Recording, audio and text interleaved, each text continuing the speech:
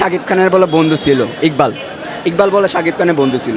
আপনি জানেন যে একটা বন্ধুত্ব হলে একটা মানে ভালো একটা ভালোবাসার একটা নাম বন্ধুত্ব, ঠিক আছে?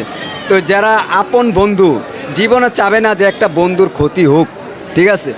এক প্লেটে খায় এক প্লেট ছিদ্র করবে না, যারা সত্যিকারই বন্ধু এরা এক প্লেটে খায় এক প্লেট ছিদ্র করবে না কোনো সময়। কিন্তু ইকবাল কোনো সময় বন্ধু ছিল না। কেন? যদি বন্ধু থাকতো তাহলে শাকিব খানের নামে খোসা দিয়ে কথা বলতো না, বা শাকিব খানের নামই উচ্চারণ করতো না। হয়তো বন্ধুত্ব নাই, ঠিক আছে, কথা হয়তো বলতো না, হ্যাঁ, কথা যদি সাংবাদিকরা জিগায় কাইটা যাইতে পারতো। কিন্তু হয় শাকিব খানের নামে খোসা দেয়, শাকিব খানের নামে খোসা দিয়ে মনে না টাইম লেট উঠে। আমার নিশা সদাগরও ভালো লাগে না, জুনিয়র নিশারও ভালো লাগে না, ঠিক আছে? জুনিয়র নিশা হলে ইকবালের লোক যারা। কে বলছে জুনিয়র নিশা তুফান মুভির মানে টিকিট যদি দেয় জীবনে দেখবে না? এই যে মধুমিতা এসে মনে করেন না জুনিয়র নিশা ছবি দেখতে এসেছিল, মানে আমরা কি চামচা, আমরা বলে শাকিব খানের চামচা, আমরা ইউটিউবারের দ্বারে শাকিব খানের সুনাম করি, ঠিক আছে, ইকবালে পচাই। ওই জন্যে জুনিয়র নিশা একটা ইন্টারভিউ দিয়েছিল যে আমরা বলে চামচা, আমরা বলে টাকা খাই, চামচামি করি, ঠিক আছে? তো ওই জুনিয়র নিশারে আমি বলে দেই যে জুনিয়র নিশা ভাই, তুমি ওদিনকে আসছিলা, অনেক সম্মান করছি, যে অনেক সম্মান করছি, বুকে জড়াইয়া নিছি, কিন্তু আমরা আবার বুকে জড়াইও নিতে পারি, কিন্তু আবার মনে করো নাকি গালে একটা থাপড়ও দিয়ে দিতে পারি। তুমি যেই কথাটা বলছো, আরে না ছোটো ভাইকে ইন্টারভিউতে আমাদেরকে ছোট করছো, আমার বসের ছোট করছো, কেন করছো? তোমার এটা মানে আমাদেরকে আইসা ক্ষমা চাইতে হইব। কি লিগা?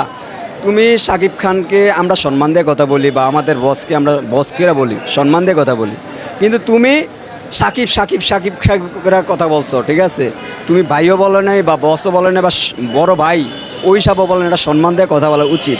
তুমি আমাদের বসকে ছোট করছো, তুমি বাচ্চা গেছো, তুমি ওদিনকে আসছিলা, সম্মান দেখাইছিলাম, তুমি এদিকে মধুমিতা আইসা তুমি রিভেঞ্জের প্রচারণা শুরু করে দিছিলা, ঠিক আছে? কিন্তু আমরা ওদিনকে ছাইরা দিছিলাম, কিন্তু তুমি মধুমিতা আসছিলা কিন্তু সিনেমা দেখতে, ঠিক আছে? সিনেমা দেখতে এসে তুমি টিকিট না পেয়ে তুমি সিনেমা হল থেকে গেছো গা। টিকিট যদি পাইতা তাহলে তুমি মধুমিতা হলে তুমি তুফান দেখতা। বিষয়টা ভালো মানে ভালো দিকেই দেখছি, ঠিক আছে? মনে করেন বসুন্ধরা সিনেপ্লেক্স, এখানে মনে করেন সব কিছু দাম বেশি। এখানে যদি আপনি একটা পাপন খাইতেন যান 300 টাকা যাবে, এক গ্লাস জুস খাইতে গেলেও 200 টাকা 250 টাকা যাবে। ওইখানের মতন জায়গায় যদি আপনি একটা চেয়ার ফাঁকা থাকে তাহলে অনেক টাকা, ঠিক আছে? একটা চেয়ার যদি ফাঁকা থাকে তাহলে একটা চেয়ারের মূল্য হলে 500 টাকা। তো 10টা চেয়ার ফাঁকা গেলে 5000 টাকা। তো কেউ তো চাবে না যে একটা সিনেমা মানে চালায়া কেউ লস দিতে বা ফাঁকা যাইতে, ঠিক আছে?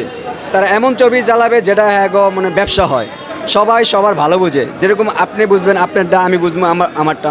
আমি চাবো যে 500 টাকা রুজি করতেছি, আমি 700 টাকা রুজি করলে আরও ভালো হয়। তো এরকম সবারটা সবাই ভালো দেখে। তো ওরকম এরা ফাঁকা যাইব দেখা, মানে সিট ফাঁকা যাইব দেখা তুফান চালাইতেছে।